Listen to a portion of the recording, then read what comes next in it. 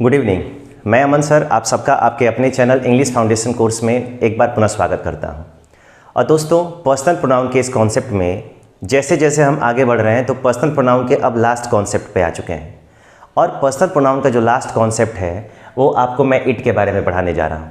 और इट होता क्या है, इट का इस्तेमाल आप कैसे करते हो, इट के क्वेश्चंस कैसे आते हैं, इट को कहते क्या हैं, इन सारे कॉन्सेप्ट में आज मैं आपको बात करने वाला हूँ। तो कॉपी पेन लेके फटाफट रेडी हो जाइए, क्योंकि एक एक चीज़ जो मैं बताऊंगा वो सब आपके लिए नया होगा। हो सकता है कि एक दो नाम जानते होंगे, लेकिन सारी चीज़ें एक एक करके नहीं आने वाली हैं। ठीक है, तो फटाफट एक रिक्वेस्ट है, क्लास को जितना हो सके शेयर करें। क्लास को अपने फ्रेंड्स के ग्रुप में, अपने व्हाट्सएप ग्रुप में जितना हो सके शेयर करिए, ताकि सब लाइव आएँ, सब एक साथ मिल के पढ़ें। ठीक है, चलिए अब ज़रा हम बात करते हैं कि इट का कॉन्सेप्ट क्या होता है, कैसे काम करता है। तो यहाँ पे लिखा हुआ है इट, और इट जो हो गया, इट के नाम कितने हैं। तो सबसे पहले इट को बोलते हैं डमी इट। क्या बोलते हैं इसको? इट को बोलते हैं डमी इट। और ये जो डमी इट होता है, ये जो डमी इट होता है, इसका ये 1 नंबर हो गया। इसको बोलते हैं एम्पटी इट, इसको आप 2 नंबर जानिए। इसको बोलते हैं इंट्रोडक्टरी इट, इसको आप 3 नंबर के नाम से जानिए। ठीक है, इट को ही आप न्यूट्रल इट के नाम से भी जानते हैं, तो इसको आप 4 नंबर कहिए। इट को आप कहते हो इम्पर्सन प्रोनाउन, यानी 5वां हो गया। और इसको बोलते हैं इनडेफिनिट नॉमिनेटिव, यानी कि इसका जो नंबर हो गया वो कितना हो गया? 6 हो गया। ये जो इट होता है इसको टोटल 6 नामों से जानते हैं। किसके नामों से जानते हैं? 6 नामों से जानते हैं। और ये जो 6 नाम होते हैं ये बड़े अपने आप में मायने रखते हैं। पूरे ग्रामर में इंट्रोडक्टरी सब्जेक्ट के रूप में 2 लोगों का इस्तेमाल किया जाता है, एक देयर और एक इट का। और देयर का जो इस्तेमाल होता है वो हम बाद में पढ़ेंगे, लेकिन हम यहाँ पे पढ़ रहे हैं यहाँ पे इट। इट जो होता है इंट्रोडक्टरी सब्जेक्ट के रूप में इस्तेमाल होता है। ठीक है, तो सबसे पहले इट का इस्तेमाल ये तो हो गया, इट का ये नाम हो गया। इट के इतने सारे नाम हैं। इट को आप डमी इट भी कह सकते हो, इट को आप इम्पटी इट भी कह सकते हो, इट को आप इंट्रोडक्टरी इट भी कह सकते हो, इट को न्यूट्रल इट भी कह सकते हो, इट को इम्पर्सन प्रोनाउन भी कह सकते हो, और इट का आप इंडेफिनिट नॉमिनेटिव भी कह सकते हो। ये सारे नाम हो गए। लेकिन आपके मन में एक क्वेश्चन आ रहा होगा कि सर इतने सारे नाम हैं तो कब किसको क्या कहा जाएगा, यानी कब इसको डमी इट कहोगे, कब इसको आप न्यूट्रल इट कहोगे। तो कोई भी हो, इसका नाम तो मैंने 6 बता दिया। लेकिन अगर कभी कोई सेंटेंस आता है, कभी कोई सेंटेंस आता है, उसमें आप जब चाहें इसका इस्तेमाल कर सकते हैं। आप एक ही जगह पे उसको डमी इट भी बोल सकते हैं, एक ही जगह पे आप इम्पटी इट भी बोल सकते हैं। डमी का मतलब खाली होता है, इम्पटी का मतलब खाली होता है। इंट्रोडक्टरी इट यानी कि whenever sentence doesn't have any subject, जब सेंटेंस का अपना कोई सब्जेक्ट नहीं होता है, जब सेंटेंस में अपना कोई सब्जेक्ट नहीं होता है, तो सेंटेंस के सब्जेक्ट के रूप में हम इट को इस्तेमाल करते हैं। तो सेंटेंस का अपना कोई प्रॉपर सब्जेक्ट नहीं हो गया, वो इंट्रोडक्टरी है। सेंटेंस में सब्जेक्ट से परिचय कराने के लिए इसका इस्तेमाल किया गया है। न्यूट्रल है, इसका मतलब उदासीन है, सेंटेंस में लिखा जाएगा लेकिन कभी इसका कोई मतलब नहीं होगा। इट माने यह होता है, लेकिन इसका कोई मतलब नहीं है। इम्पर्सनल, पर्सनल का मतलब होता है अपना, व्यक्तिगत, लेकिन इम्पर्सनल है, इसका मतलब आपका अपना नहीं है। जब सेंटेंस का अपना कोई व्यक्तिगत, जब सेंटेंस का अपना कोई पर्सनल सब्जेक्ट नहीं होता है, तो सेंटेंस में सब्जेक्ट को इंट्रोड्यूस कराने के लिए एक इंट्रोडक्टरी सब्जेक्ट यानी कि इम्पर्सन प्रोनाउन लिया जाता है, जो उधार होता है, अपना नहीं होता है, उधार लिया गया होता है, उसको इम्पर्सन प्रोनाउन के नाम से जानते हैं। और इंडेफिनिट का मतलब होता है अनिश्चित, और नॉमिनेटिव का मतलब होता है सब्जेक्ट। जब सब्जेक्ट ही अनिश्चित हो, यानी सेंटेंस में जो यूज़ होने वाला सब्जेक्ट हो वो हमको पता ना हो, कोई ना हो, तब एक सब्जेक्ट उधार लिया जाता है और उस सब्जेक्ट को इंडेफिनिट नॉमिनेटिव के नाम से हम जानते हैं। समझ गए? तो इतने सारे नाम से इनको हम जान सकते हैं। अब ज़रा बात आती है कि इसका इस्तेमाल क्यों करते हैं, इसका इस्तेमाल कब करते हैं, कैसे करेंगे। तो ये सारी चीज़ें एक एक करके मैं बताने जा रहा हूँ, लेकिन मैं चाहूँगा कि सबसे पहले आप इसका नाम नोट कर लें, क्योंकि मैं इसको डस्ट करके तब काम करूँगा। ठीक है, और 5 सेकंड के लिए हटने से पहले मैं एक बार और चाहूँगा कि आप सारे लोग वीडियो को जितना अधिक हो सके उसको शेयर करें। ठीक है, ताकि आपके मित्र भी, ठीक है, आपके फ्रेंड्स भी लाइव आएँ और पढ़ना स्टार्ट करें। ठीक है, नोट करिए।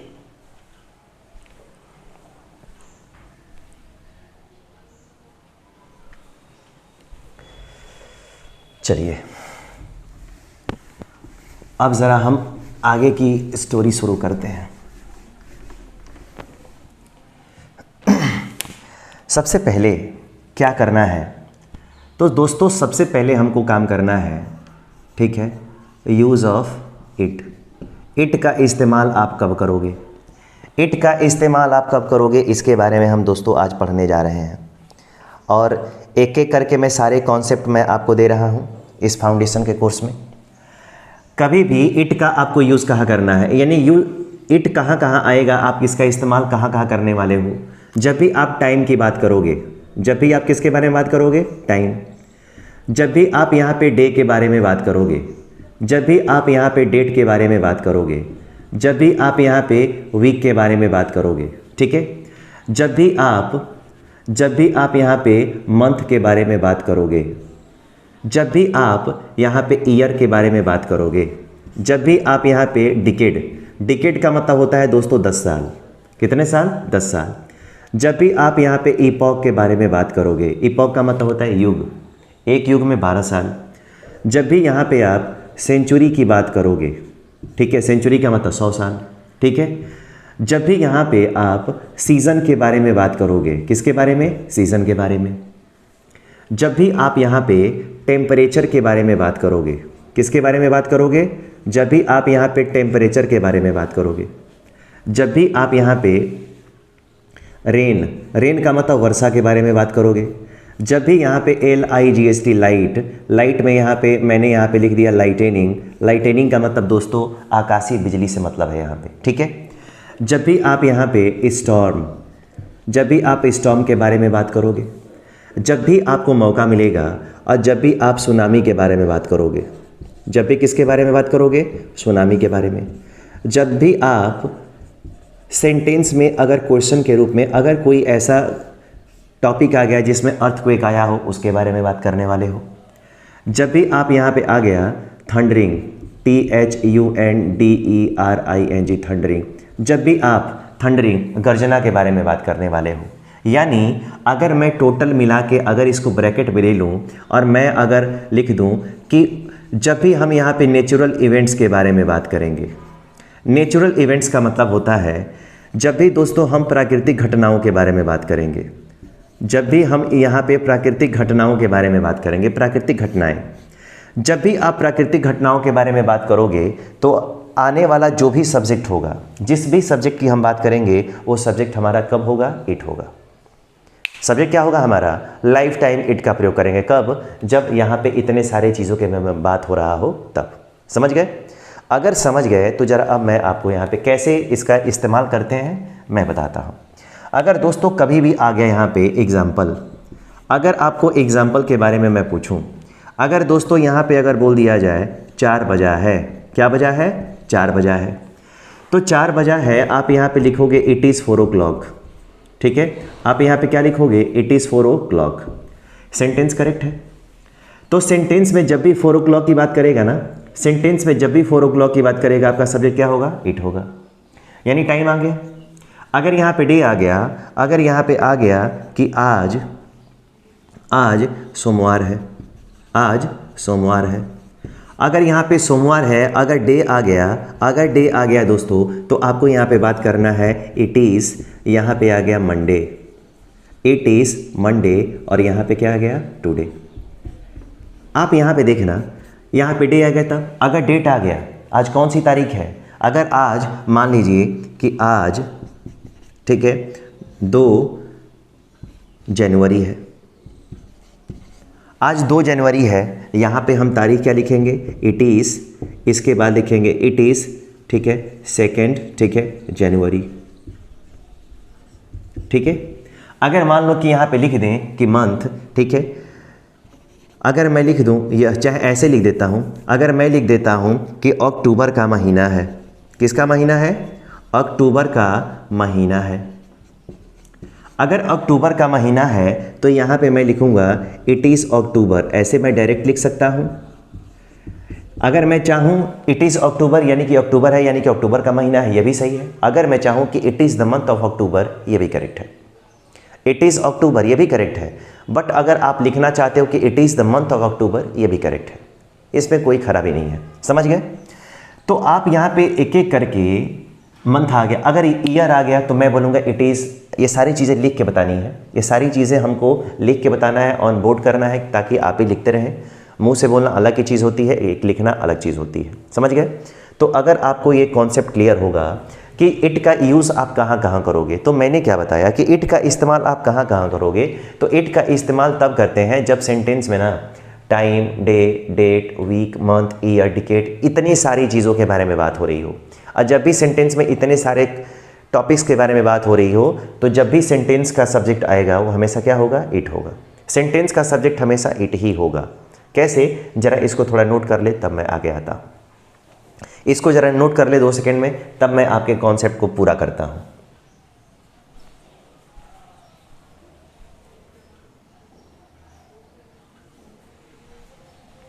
चलिए, अगर हो गया तो ज़रा अब मैं इसको डस्ट कर दूँ। अगले कॉन्सेप्ट में मैं बढ़ता हूँ। और अगला कॉन्सेप्ट क्या है? अगर दोस्तों अगले कॉन्सेप्ट के बारे में मैं बात करूँगा, अगला कॉन्सेप्ट, तो अगला कॉन्सेप्ट है, अगर मान लीजिए ईयर, अगर मैं बोलूँ कि यह 2021 है, तो मैं डायरेक्ट अब लिखता हूँ इट इज़ 2021, ठीक है। इट इज़, अगर मान लीजिए कि 202वां दशक है, इट इज़ 202nd डिकेड, यह 202वां दशक है। अगर मैं दोस्तों यहाँ पे बोलूँ it is 21st century, it is 21st century, आप एक एक करके ध्यान से देखो। अगर दोस्तों यहाँ पे बोल दिया जाए it is winter season, it is winter season, देखिए जो भी आ रहा है नेचुरल इवेंट आप उस पर देखते जाइए।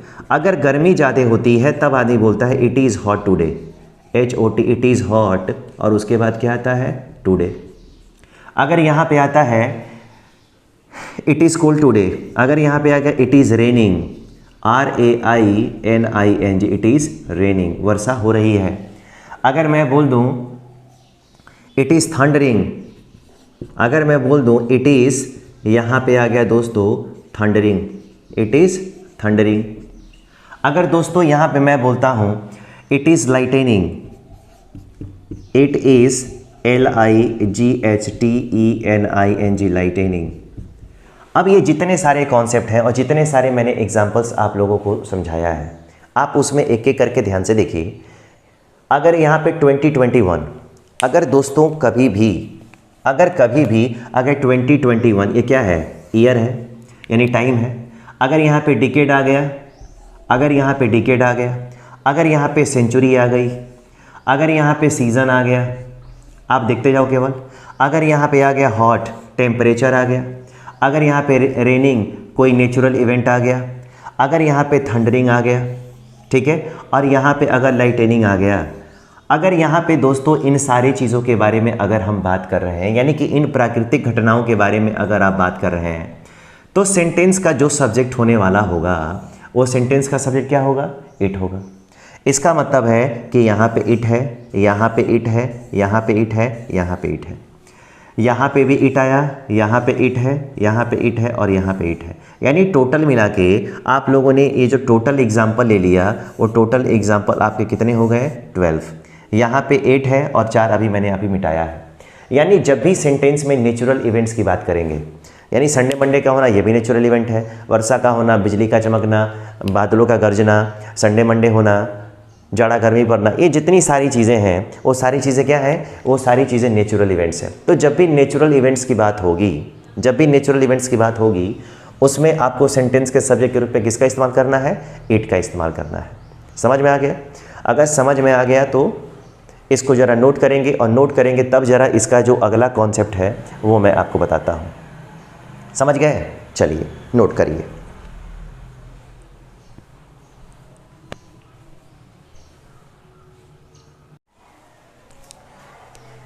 चलिए, हो गया। अब जब आप लोगों ने लिख लिया है तो मैं अब आगे की स्टोरी शुरू करता हूँ। आगे की स्टोरी क्या होगी? आपको पता चला कि इट का यूज़ कहाँ कहाँ करते हैं, इट को कहते क्या है। अब एक बड़ा ही महत्वपूर्ण कॉन्सेप्ट जो मैं आपको यहाँ पे बता रहा हूँ, उसको आप ध्यान से समझिए। अगर इट और दिस दोनों का अगर मीनिंग अगर आपसे पूछा जाए तो आप बताओगे कि इट का भी मतलब यह होता है, दिस का भी मतलब यह होता है, दोनों का मतलब यह, तो फिर दोनों में डिफरेंस क्या है होना चाहिए। इट का इस्तेमाल अभी आप लोगों ने देखा कि इट का इस्तेमाल कहाँ कहाँ होता है, किसके लिए होता है। दिस का इस्तेमाल आप प्रोनाउन के रूप में पढ़ेंगे, एडजेक्टिव के रूप में पढ़ेंगे, लेकिन वहाँ पे अभी मैं ये नहीं पढ़ा रहा हूँ। मैंने क्या पूछा आपसे, दोनों में क्या अंतर है। अगर कभी आप लोगों ने ईटीसी चैनल देखा होगा तो वहाँ पे लोग बोलते हैं, कोई भी एक्टर या एक्ट्रेस आएगा तो बोलेगा hi this is Kareena Kapoor. I am Kareena Kapoor नहीं बोलता है, बल्कि नहीं बोलती है दिस इज़ करीना कपूर। तो दिस इज़ करीना कपूर बोलने के पीछे क्या रीज़न है? उसके पीछे रीज़न ये है कि अगर एक ही टाइम पे अगर कोई कार्यक्रम हो गया, अगर पूरे all over the world, all over the country, अगर एक ही साथ अगर टेलीकास्ट हो रहा है, एक ही साथ अगर प्रसारित हो रहा है, और पूरे कम्युनिटी से, पूरे कंट्री से अगर अपना इंट्रोडक्शन आपको एक ही बार में देना है, तब उस समय आपको आई का नहीं, बल्कि इट का नहीं, बल्कि आपको किसका इस्तेमाल करना पड़ता है? दिस का। This is Kareena Kapoor. यानी अगर मुझे ऐसा अवसर मिले कि मैं किसी चैनल पे आऊँ और पूरा, अगर हालांकि ये भी लाइव है, अगर पूरा वर्ल्ड देख रहा हो एक साथ, तब देखने को तो कभी भी आज अगर चल रहा है तो ये वीडियो तो लोग 10 साल बाद भी देखेंगे, है कि नहीं। तो इसका मतलब है कि ये नहीं, अगर मान लो कि प्रधानमंत्री का लाइव हो रहा है स्पीच, वो कोई एड्रेस कर रहे हैं, किसी देश के नाम संबोधन कर रहे हैं, तब अगर वहाँ पे उनसे कोई पूछा जाए तो वो बोलेंगे दिस इज़ नरेंद्र मोदी। समझ में आ गया। अगर पूरे देश के साथ अपना परिचय अगर एक ही साथ देना हो, तब आपको वहाँ पे आई नहीं बल्कि दिस का यूज़ करना पड़ता है। और इट का इस्तेमाल तो अभी आप लोगों ने पढ़ा। अगर आप लोगों ने अभी पढ़ा, एक और चीज़ मैं आपको बताऊं, आप लोगों ने पढ़ा होगा, सुना होगा आपने, अगर रेडियो पे अगर न्यूज़ आप लोगों ने सुना होगा ना, रेडियो पे जैसे 8:45 पे इंग्लिश में न्यूज़ आती है हिंदी में, और 9 बजे आता है इंग्लिश में। जब वो स्टार्ट होता है तो उसका जो बैकग्राउंड म्यूज़िक होता है ना, उसमें बोलता है this is all India radio, this is all India radio, and you are hearing the news at, and you are listening the news at 9। आप ये this is all India radio, this is all India radio बोलता है इस वजह से, क्योंकि जब भी आप एक साथ अगर कोई कार्यक्रम प्रसारित हो रहा हो तो उसके लिए आपको दिस का ही प्रयोग करना है, कभी इट और आई का प्रयोग नहीं करना है। इन चीज़ों का बाकायदे ध्यान रखोगे आप। समझ में आ गया?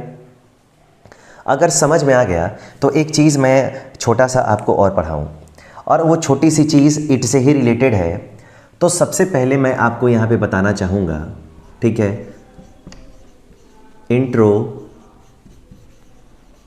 सब्जेक्ट। इंट्रोडक्टरी सब्जेक्ट क्या होता है, तो एक एक करके मैं सारी चीज़ें आपको बता रहा हूँ। इंट्रोडक्टरी, अभी आप लोगों ने इट के बारे में पढ़ा कि वो इंट्रोडक्टरी इट है, लेकिन इंट्रोडक्टरी सब्जेक्ट भी होता है, इसके बारे में भी जानना ज़रूरी है।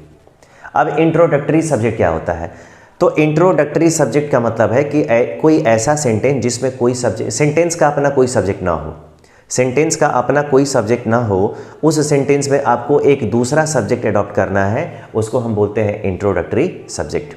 और वो इंट्रोडक्टरी सब्जेक्ट क्या होता है, तो पूरे ग्रामर में इंट्रोडक्टरी जो सब्जेक्ट होता है उसकी संख्या कितनी होती है? 2 होती है। कौन कौन सी होती है? तो सबसे पहला इट होता है। क्या होता है? इट। और इट के बारे में मैं आपको बता दूं, इट कैसा होता है, तो वो ऑलवेज सिंगुलर होता है। इट ऑलवेज कैसा होता है? इट ऑलवेज सिंगुलर होता है। अगर ये सिंगुलर है, इसका मतलब है कि इसके साथ आने वाली जो हेल्पिंग वर्ब आप लगाओगे वो भी क्या होगा? वो भी सिंगुलर होगा। और सिंगुलर कैसे होगा? इंट्रोडक्टरी सब्जेक्ट की संख्या 2 होती है, और 2 होती है तो कौन कौन सा होता है? पहला आप लेते हैं इट का, और दूसरा आप करते हो यहाँ पे देयर। ये दूसरा है और ये पहला है। तो इट का इस्तेमाल आप एक एक करके मैं सारी चीज़ें आपको बता चुका हूँ कि इट का प्रयोग जब भी आता है जब कोई नेचुरल इवेंट होता है। और नेचुरल इवेंट का मतलब जहाँ पे टाइम आए, डे आए, मतलब ये सारी चीज़ें ऐसे करते हैं, ठीक है। अब आपको मैं बताऊँ, अगर मान लो कि यहाँ पे मैं सेंटेंस ही ले लूँ, अगर मान लो कि यहाँ पे एग्जाम्पल ले लिया, it has been raining, it has been, और उसके बाद आ गया RAINING रेनिंग, और उसके बाद आ गया since morning. It has been raining since morning. सुबह से वर्षा हो रही है। अगर सुबह से वर्षा हो रही है तो यहाँ पे इट है ना, और इट के साथ यहाँ पे आने वाली जो ऑक्सिलरी वर्ब है वो कैसी है, सिंगुलर है। अगर सपोज करिए कि यहाँ पे मैं दूसरा एग्जांपल ले लिया, अगर यहाँ पे आ गया इट इज़ और उसके बाद आ गया इट इज़ कोल्ड और उसके बाद आ गया today, it is cold today, आज ठंडी है। तो यहाँ पे इट आ गया तो इट के साथ यहाँ पे आने वाली जो हेल्पिंग वर्ब है कैसी है, सिंगुलर है। अगर मैं एक एग्जांपल और ले लूँ, अगर यहाँ पे लिख दिया जाए इट वॉज और उसके बाद आ गया it was thundering yesterday, it was thundering yesterday, यानी कल बादल क्या कर रहे थे, चमक रहे थे। अब ज़रा ये बताइए इट आ गया ना, तो इट के साथ यहाँ पे वॉज आ गया और वॉज भी कैसा होता है, सिंगुलर होता है। तो ये जो होता है यही आपका सिंगुलर होता है और यही आपका इंट्रोडक्टरी क्या होता है, सब्जेक्ट होता है। इंट्रोडक्टरी सब्जेक्ट का मतलब है कि जब सेंटेंस में अपना कोई सब्जेक्ट ना हो उस सेंटेंस में आपको इट का इस्तेमाल करना है। अब बहुत सारे बच्चों के मन में ये डाउट आ रहा होगा कि कहाँ पे हम देयर को यूज़ करेंगे और कहाँ पे इट को यूज़ करेंगे। बिल्कुल सिंपल सी बात है कि ये डाउट तो आपके मन में आना ही चाहिए। जब तक कोई डाउट नहीं आएगा तब तक कोई इसका सलूशन नहीं निकलेगा। सलूशन आएगा कब, जब आपके मन में डाउट आएगा, ठीक है। तो इट का इस्तेमाल कहाँ करोगे, तो जहाँ पे नेचुरल इवेंट्स आएंगे वहाँ तो कर ही सकते हैं आप, आई बात समझ में। लेकिन अब आपको यूज़ करना है कि इंट्रोडक्टरी सब्जेक्ट के रूप में देयर कब यूज़ करोगे, और देयर तब यूज़ करते हैं जब सेंटेंस में कोई लिविंग पर्सन हो। जैसे एक राजा था, एक गांव था, समझ में आ गया, एक लड़का था, एक लड़की थी, ठीक है, एक विद्यार्थी था, एक टीचर था, एक डॉक्टर था। अगर ऐसे सेंटेंसेस आएंगे तब आपको किसका इस्तेमाल करना है, तब आपको इस्तेमाल करना है इंट्रोडक्टरी सब्जेक्ट के रूप में देयर का। और वो देयर क्या है, तो वो देयर क्या है मैं आपको अब बता रहा हूँ।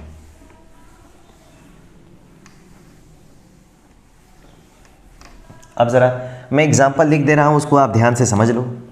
अगर ध्यान से समझ जाएंगे तो यहाँ पे अगर पहला मैं क्वेश्चन लिख दूँ, अगर दोस्तों यहाँ पे लिख दिया जाए देयर इज़ ए विलेज, ठीक है, सॉरी एक गांव है। अगर एक सेंटेंस मैंने लिख दिया ऐसे, एक गांव है। अगर एक गांव है तो देयर आ गया यहाँ पे देयर का कोई मतलब नहीं है। यहाँ पे ए विलेज है, क्या है, ए विलेज। अगर ए विलेज है तो आपने यहाँ पे क्या लगाया है, इज़ लगाया है। अब ज़रा मैं दूसरा यहाँ पे एग्जांपल देता हूँ। अगर यहाँ पे आ गया देयर, उसके बाद आ गया आर, उसके बाद आ गया MANY मेनी, उसके बाद आ गया villages, there are many villages. इसका मतलब है कि बहुत सारे गांव हैं। यहाँ पे क्या आ गया, बहुत सारे गांव हैं। अब ज़रा यहाँ पे आ गया देयर, और देयर के साथ यहाँ पे मैंने क्या लगा दिया, आर। अब आप सोचेंगे, बहुत सारे लोगों से अगर ये क्वेश्चन पूछा जाए कि देयर सिंगुलर है कि प्लूरल है, तो बहुत सारे बच्चे पढ़ने लगते हैं और सोचने लगते हैं कि लग क्या रहा है, वो सिंगुलर देयर इज़, यार दोनों होता है। ऐसा नहीं, आपको कॉन्सेप्ट के साथ हर एक चीज़ आनी चाहिए, और ये फाउंडेशन की क्लास है, उसमें तो आपको हर एक चीज़ पता होनी चाहिए। देयर जो होता है, जो देयर होता है वो क्या होता है, वो जो होता है वो कांस्टेंट होता है। क्या होता है, वो कांस्टेंट होता है, वो कांस्टेंट होता है, ठीक है। इसके साथ हेल्पिंग वर्ब का कोई प्रभाव नहीं पड़ता है।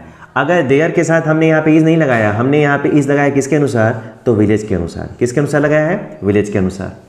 अगर यहाँ पे आने वाला नाउन सिंगुलर है, अगर यहाँ पे आने वाला नाउन सिंगुलर है तो ये सिंगुलर होगा, और यहाँ पे आने वाले यहाँ पे अगर नाउन्स किस फॉर्म में रखे गए हैं, अगर प्लूरल फॉर्म में रखे गए हैं, इसका मतलब है कि आपको यहाँ पे क्या लगाना पड़ेगा, आपको यहाँ पे लगाना पड़ेगा आर। समझ गए। तो देयर के साथ आप इज और आर दोनों का प्रयोग कर सकते हैं। देयर सिंगुलर भी है, देयर प्लूरल भी है। देयर के साथ हम हेल्पिंग वर्ब नहीं लगाते हैं, बल्कि हम आने वाले नाउन, अगर देयर के बाद आने वाला नाउन सिंगुलर है तो आपको इज लगाना होगा, और देयर के बाद आने वाला नाउन अगर प्लूरल है तो आपको क्या लगाना होगा, आर लगाना होगा। ये चीज़ें आप पकड़ के चलिए कि देयर सिंगुलर और प्लूरल दोनों है। एक चीज़ और आप अपने दिमाग में रखें, अगर कभी आपसे पूछा जाता है कि इट सिंगुलर है या प्लूरल है, तो इट लाइफ टाइम सिंगुलर है। इट लाइफ टाइम सिंगुलर है, वो कभी प्लूरल नहीं हो सकती है। दूसरा, अगर आपसे कोई पूछता है कि देयर सिंगुलर है या प्लूरल, तो देयर दोस्तों सिंगुलर भी है, प्लूरल भी है। देयर के साथ आप इज भी लगा सकते हो, देयर के साथ आप आर भी लगा सकते हो। देयर के साथ इज तब लगाएंगे जब इसके बाद आने वाली हेल्पिंग वर्ब कैसी हो, सिंगुलर फॉर्म में हो। लेकिन देयर के साथ हेल्पिंग वर्ब का इस्तेमाल हम आर तब करेंगे जब यहाँ पे आने वाले नाउन्स कैसे हो, प्लूरल फॉर्म में हो। समझ गए?